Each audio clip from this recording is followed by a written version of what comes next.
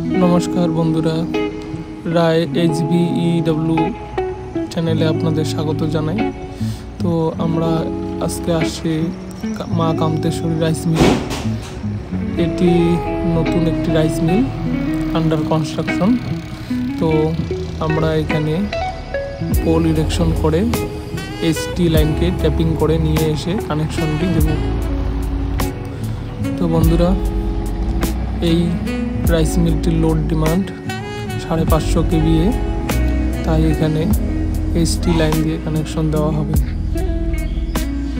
দেখতে পাচ্ছেন বন্ধুরা, আমাদের একটি পোল ইরেকশন হয়ে গেছে।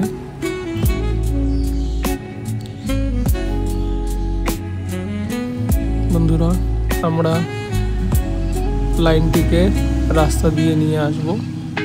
রাস্তার সামনের দিকেই আমাদের ST লাইন রয়েছে, সেইখান থেকে আমরা ট্যাপিং করে নিয়ে এসে লাইনটিকে রাইস মিলে VCB'র মাধ্যমে দেব। তো দেখতেই পাচ্ছেন বন্ধুরা, রাইস মিলটি আন্ডার কনস্ট্রাকশন।